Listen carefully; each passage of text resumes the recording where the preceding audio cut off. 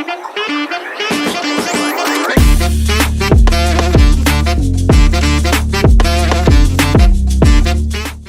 Hello viewers, आज हमारे channel Goswami legal view पर हमारे senior and mentor advocate Ahmad Tanzeel sir available हैं, जो कि सर ने BA-LLB और फिर उसके बाद LLM भी इलाहाबाद यूनिवर्सिटी से कंप्लीट किया हुआ है। जैसे कि आप लोगों ने वीडियो पे जो कमेंट्स किया था, उस कमेंट्स पर आए सजेशंस को एड्रेस करेंगे। So the first question is sir that what to do after BA-LLB and LLB।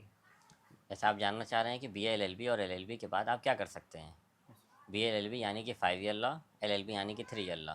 आपके पास क्या ऑप्शंस होते हैं एक स्टूडेंट के पास? तो देखिए, इसमें पहला ऑप्शन तो ये होता है कि आप लॉ करने के बाद सीधे आप लिटिगेशन में जा सकते हैं। यस। दूसरा ऑप्शन ये होता है कि आप जुडिशरी या APO की तैयारी कर सकते हैं या सिविल सर्विसेज में जा सकते हैं। तीसरा ऑप्शन ये होता है कि आप LLM करिए, फिर आप नेट दीजिए, PhD कर सकते हैं, टीचिंग लाइन में जा सकते हैं। ये सारे ऑप्शंस होते हैं। सर दूसरे क्वेश्चन ये आ रहे हैं कि does this is good to do 1 year LLB, 1 year LLM और 2 ईयर LLM। आप जानना चाह रहे हैं जैसे कि 1 साल वाला LLM करना चाहिए या 2 साल 2 वाला साल LLM? वाला। क्योंकि पहले तो LLM 2 साल का ही था। इधर कुछ सालों से देखा गया कि 1 साल वाला LLM आने लगा।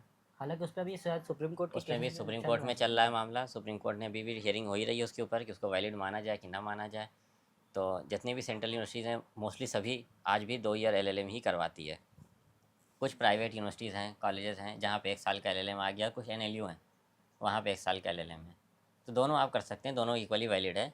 बट मेरा पर्सनल सजेशन ये है कि जो भी करे वो 2 साल वाला ही LLM करे, क्योंकि आपको इसमें जानने को, सीखने को, समझने को ज़्यादा वक्त मिलता है। ओके सर, तो moving on the next question, LLB complete होने के बाद कब तक रजिस्ट्रेशन करा सकते हैं? LLB कंप्लीट होने के बाद रजिस्ट्रेशन एज एन एडवोकेट आप जानना चाह रहे हैं कब Yes, तक sir. आप करवा सकते हैं। तो आपका जब LLB फाइनल हो जाए, जब आप फाइनल सेमेस्टर का एग्ज़ाम दे लें, उसके बाद जब आपकी मार्कशीट आ जाए 10 सेमेस्टर की या 6 सेमेस्टर की मार्कशीट जो आ जाए, उसके बाद आप रजिस्ट्रेशन अप्लाई कर सकते हैं, क्योंकि वहाँ आपकी सभी मार्कशीट लगती है। ओके। हाँ, और उसके बाद डिग्री तो खैर लेट आती है, उससे पहले आपको प्रोविज़नल डिग्री मिल जाएगी। जब आपकी सारी मार्कशीट्स आ जाएंगी तो आपको प्रोविज़नल डिग्री मिल जाएगी। उसके आप बेसिस पे आपका रजिस्ट्रेशन आप करवा सकते हैं। एक क्वेश्चन और है सर, क्या बिना रजिस्ट्रेशन के सूट में अपीयर हो सकते हैं? बिना रजिस्ट्रेशन के आप सूट में अपीयर नहीं, जैसे बहुत पर्सनली लोग बोलते हैं कि हम अपना वकील खुद बनना नहीं, चाहते आप नहीं अपीयर हो सकते हैं। वकालतनामा क्योंकि आप नहीं लगा सकते हैं, जब तक आपका रजिस्ट्रेशन नहीं होगा आपका वकालतनामा नहीं लग सकता है। उसके लिए आपको किसी सीनियर वकील के साथ असिस्ट करना होगा आपको, और रजिस्ट्रेशन जब हो जाएगा आपका, तब आपका वकालतनामा लगेगा, तब आप सूट फाइल कर सकते हैं। हैं। सर जैसे कि आप बता रहे हैं उसके लिए वकालतनामा लगेगा, हम्म। तो क्या जब ऐसे कई केसेस होते हैं तो उसमें कभी कभी सिटीजन भी बोलते हैं कि नहीं, हम अपने तरफ से हाँ, तो हम फिर खुद ही उन्हें अपना केस वकालतनामा लड़ नहीं लेंगे, लगेगा, जा करके एप्लीकेशन दे दें, साहब हम खुद अपना केस लड़ना चाहते हैं, तो तो वो आप खुद मतलब अपीयर हो सकते अगर हैं। हाँ, वो नहीं लगाएंगे तो उसके थ्रू हम जो है ये भी लगा सकते अपना पर्सनल केस में अपीयर हो सकते हैं, दूसरे के बिहाफ पे नहीं। हैं। अच्छा, पर्सनल केस में। हाँ, अपना पर्सनल केस में आप जा सकते हैं, बट किसी दूसरे के केस में आप एडवोकेट नहीं अपॉइंट हो सकते हैं। ओके सर, दो क्वेश्चंस हमारे ऐसे हैं कि मैं अभी इसी फील्ड से भी पढ़ रहा हूँ और आगे भी जाना ही है मुझे, तो मैं चाह रहा था कि ये मेरे पर्सनल कुछ क्वेश्चंस हैं जो मैं चाह रहा हूँ व्यूवर्स को भी पहुँचे और आपसे भी डिसीजन लेके मैं उस पर आगे बढ़ूँ। तो मैं जानना चाह रहा था सर, LLM में स्पेशलाइजेशन होता है तो किस फील्ड में जो है स्पेशलाइजेशन ज़्यादा अच्छा है? हाँ, जैसा कि आप जान रहे हैं कि सब लोग जानता है कि LLM का मतलब ही होता है स्पेशलाइजेशन, और आपका अलग अलग फील्ड होती है स्पेशलाइजेशन की। जैसे कि आप देखिए, LLM में स्पेशलाइजेशन ही होता ही है। बहुत से फील्ड है, जैसे कि क्रिमिनल है, सिविल है, फैमिली डिस्प्यूट्स है, IPR है, ADR है, कॉन्ट्रैक्ट है, कॉन्स्टिट्यूशन है, आर्बिट्रेशन है। ये सारे फील्ड में आपका स्पेशलाइजेशन मिलता है। आप साइबर लॉ है, ये सब है। तो आपके ऊपर है, आप जिसमें जाना चाहें, आप स्पेशलाइजेशन जिसमें आपका इंटरेस्ट हो आप उसको चूज़ कर सकते हैं। लेकिन एक चीज़ और आपको बता दूं मैं कि स्पेशलाइजेशन भी कहीं कहीं है और कहीं कहीं जनरल LLM भी है। जनरल। जैसे कि इलाहाबाद यूनिवर्सिटी की जहाँ तक मैं आपको बात बताऊँ, तो यहाँ पे जनरल LLM है। यहाँ पे कोई स्पेशलाइजेशन एक सब्जेक्ट में नहीं होता है। यहाँ आपको 4 सेमेस्टर में हर सब्जेक्ट पढ़ना है। आपको जूरिस्प्रूडेंस भी पढ़ाएंगे, कॉन्स्टिट्यूशन भी पढ़ाएंगे, कॉन्ट्रैक्ट भी पढ़ना होगा, क्रिमिनल लॉ भी पढ़ना होगा, IPR भी पढ़ना होगा, ह्यूमन राइट भी ऑप्शन में आएगा आपके, इंटरप्रिटेशन ऑफ स्टैट्यूट भी पढ़ना होगा, जुडिशियल प्रोसेस भी पढ़ना होगा। ये जनरल LLM है। आप स्पेशलाइज्ड LLM भी जा सकते हैं और जनरल LLM भी कर सकते हैं। हमने जनरल LLM किया है और वो मुझे लगता है कि ज़्यादा बेटर है जनरल LLM। स्पेशलाइजेशन में भी ऑप्शन रहता है कि आप यहाँ वहाँ से कहीं से करेंगे तो आपको साइबर लॉ में या फिर किसी में स्पेशलाइजेशन मिल जाएगा या मतलब यहाँ वहाँ से मतलब सर कि किसी और भी किसी और यूनिवर्सिटी, यूनिवर्सिटीज़ में आप देखना चाहें जहाँ पे स्पेशलाइजेशन होता है। मतलब प्राइवेट कॉलेजेस आप बोल प्राइवेट रहे कॉलेजेस में होता है स्पेशलाइजेशन, एनएलयूज़ में होता है स्पेशलाइजेशन, बट यहाँ पे सेंट्रल इलाहाबाद यूनिवर्सिटी की जहाँ तक बात किया जाए तो यहाँ पे जनरल एलएलएम ही है और हमने वही किया है और काफ़ी बेटर होता है जनरल एलएलएम। आपको हर चीज़ जानने को मिलती है, ओवरऑल आपकी नॉलेज स्किल बढ़ती है इसमें। हैं। सर जैसे कि आपसे जानने को मिल रहा है, जबकि आप इलाहाबाद यूनिवर्सिटी के जो है स्टूडेंट भी रह चुके हैं, तो जब ये जनरल ज़्यादा बेटर है तो फिर उसको क्यों इतना प्रेफरेंस दे रहे हैं लोग? प्रेफरेंस क्या दे रहे हैं, मतलब कि दोनों हो रहा है। अब जैसे तमाम ऐसे सेंट्रल यूनिवर्सिटीज़ हैं जहाँ पे जनरल एलएम भी होता है और स्पेशलाइज एलएम भी होता है, दोनों होता है। तो लोगों को ऊपर है भाई, जिसको एक सब्जेक्ट में स्पेशलाइजेशन चाहिए होता है वो उसी में जाता है, जिसका एक इंटरेस्ट हो, और जिसको ऐसे जनरल पढ़ना हर चीज़ तो वो जनरल एलएम में जाता है। हम्म, जैसे बहुत से लोगों का इरादा होता है कि हमको ला करने के बाद कॉरपोरेट में जाना हो, कॉरपोरेट सेक्टर में, तो वो एलएलएम जनरल एलएलएम ना करके वो स्पेशलाइज्ड एलएलएम करता है कॉरपोरेट लॉ में, कि उसको उसका बेनिफिट वहाँ मिल जाएगा। साइबर लॉ में कर लेता है वो, तो वहाँ उसको उसका बेनिफिट मिल बेनिफिट जाता मिल है। जाता है। हाँ, लेकिन जिसको लिटिगेशन में जाना हो या जुडिशरी में जाना हो या टीचिंग में जाना हो तो उसके लिए जनरल एलएलएम ही ज़्यादा बेटर होगा, ये मेरे ओपिनियन है। ओके सर, एक क्वेश्चन मेरे और थे कि benefit of LLM in advocacy versus judiciary, ये थोड़ा सा ब्रॉड में बता देंगे ज़्यादा बेटर होगा। हाँ, बेनिफिट ऑफ एलएलएम एडवोकेसी में यानी लिटिगेशन में और जुडिशरी में आपको इसका क्या फ़ायदा मिलेगा।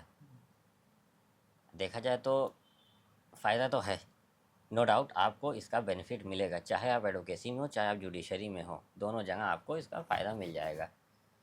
जैसे कि जुडिश एडवोकेसी में तो कोई, दोनों में कंपल्सन नहीं है एलएलएम, ना ही आपको एडवोकेसी में कहीं एलएलएम की आवश्यकता पड़ेगी, ना ही आपको जुडिशरी में कहीं मांगा जाएगा। बट आप अगर एलएलएम करते हैं तो आपकी एक तो सोचने की जो स्किल है ये आपकी ब्रॉडन हो जाएगी, आपका नज़रिया बढ़ जाएगा इसमें देखने का कानून को। एलएलएम में आपको कानून कुछ नया नहीं पढ़ाया जाता है, ये आप सोच रहे हैं कि एलएलएम में कुछ नई चीज़ें नहीं पढ़ने को मिलेगी, बल्कि जो आप पहले से पढ़े हैं उसी का इंटरप्रिटेशन ब्रॉड सेंस में होता है एलएलएम में। कैसे अब दूसरों को पढ़ाना है आप ये सीखेंगे एलएलएम में। एलएलएम में किसी भी कानून को बड़ी बारीकी से उसको पढ़ा जाता है, तो वहाँ पे आपका इंटरप्रिटेशन और आपकी क्या जाए कि आपकी सोचने की क्षमता बढ़ जाता है, दायरा इसमें बढ़ जाता है। तो एडवोकेसी में इसका फ़ायदा मिलता है। जहाँ तक बात जुडिशरी के, तो जुडिशरी में इसका ठीक ठाक फ़ायदा है। जैसे कि एलएलएम जो लोग करके जज बनते हैं वो लोग दो स्केल ज़्यादा सैलरी पाते हैं आम लोगों से। एक जो एलएलबी ग्रेजुएट जो जज बनेगा और जो एलएलएम करके जज बनेगा उसकी सैलरी दो इंक्रीमेंट ज़्यादा रहेगी और उसका प्रमोशन में भी फ़ायदा मिलेगा। एलएलएम वालों को इंटरव्यू में भी फ़ायदा मिलता है, प्रमोशन में फ़ायदा मिलता है, सैलरी दो इंक्रीमेंट बढ़ के मिलती है। यहीं आप पीएचडी किए हो तो आपकी सैलरी 5 इंक्रीमेंट ज़्यादा मिलेगी। जो लोग ला करके जज बने हो और जो एलएलएम या पीएचडी करके बने हो, एलएलएम करके जज हैं तो उनकी 2 इंक्रीमेंट सैलरी ज़्यादा रहेगी, जो पीएचडी करके जज हैं तो उनकी 5 इंक्रीमेंट सैलरी ज़्यादा रहेगी और प्रमोशन में भी आपको फ़ायदा मिलेगा इसका। तो सर सैलरी के बेसिस पे ही इसको करना ज़्यादा बेटर होगा, क्योंकि अगर व्यूवर्स मतलब एलएलबी कंप्लीट करने के बाद ज़्यादातर एडवोकेट्स अभी जो प्रैक्टिस करते हैं वो मतलब वो इसी के लिए, सभी इसी के लिए कर रहे हैं कि कुछ अर्निंग्स हो और जो है ज़्यादा अच्छा खासा कमा सके, नाम भी हो। तो हो सकता है कि ज़्यादातर लोग यही करें, बट ये है कि आप एलएलएम करने के लिए देखिए पेशेंस चाहिए। आदमी 5 साल का ला करके ऐसे फ्रस्ट्रेट हो जाता है, और 3 ईयर वाले भी पहले ग्रेजुएट होते हैं 3 साल, फिर वो 3 ईयर ला करते हैं, उसके बाद फिर एलएलएम में जाना है के लिए। अगर पेशेंस है तो आप एलएलएम करिए, काफ़ी इसका अच्छा है, फ़ायदा मिलेगा आपको, नया कुछ सीखने को मिलेगा। फिर आगे ऑप्शन भी रहता है कि आप एलएलएम के बाद नेट दीजिए, आप जेआरएफ हो जाइए, आप पीएचडी में एडमिशन लीजिए, वहाँ भी आपको मिलेगा, स्टाइपेंड मिलेगी आपको, तमाम ऑप्शन रहता है। आपको टीचिंग के लिए रास्ता खुल जाता है आपका। तो सर इसमें फिर तो ज़्यादा डिफरेंस मतलब उस वे में नहीं रहेगा, क्योंकि जो है एडवोकेसी और उसमें जैसे मान लीजिए बीएलएलबी अगर परस्यू कर रहे हैं तो उस केस में जुडिशरी की प्रिपरेशन करने के बाद फिर उसमें कई सारे आइटम्स भी देते जाएंगे। मान लीजिए एलएलएम अगर 2 इयर्स का है तो उस पर अगर हम जुडिशरी ये बीएलएलबी कंप्लीट करने के बाद सर फिर हम डायरेक्ट जो है जुडिशरी में एग्ज़ाम देते हैं, 1 साल फेलियर हो गया मान लीजिए किसी वजह से, मेंस रुक गया या फिर इंटरव्यू रुक गया, तो उसके बाद फिर सर 2 साल तो ऐसे ही चले जाएंगे प्रिपरेशन करते करते ही। इससे बेटर होगा फिर एलएलएम ही देते। हाँ वही बात है कि ला करने के बाद बहुत से लोग हैं जो एलएलएम करते रहते हैं लेकिन साथ में जुडिशरी भी देते रहते हैं। एलएलएम अगर जुडिशरी पहले निकल गया तो ठीक है, बेटर है, नहीं तो फिर एलएलएम तो हो ही रहा है, एलएलएम के बाद जुडिशरी फिर देंगे। तो आज हमने सर से जाना एलएलएम करने के बेनिफिट और एलएलएम करने के स्कोप। और यदि आप ये और भी कोई क्वेश्चंस हैं जो वीडियो के देखने के माध्यम से बन रहे हैं या पहले से कोई क्वेश्चन रेडी हैं आपके, तो आप कमेंट के माध्यम से आप पूछ सकते हैं। हम आने वाली नेक्स्ट वीडियो पे इसको जो है फिर से एड्रेस करेंगे।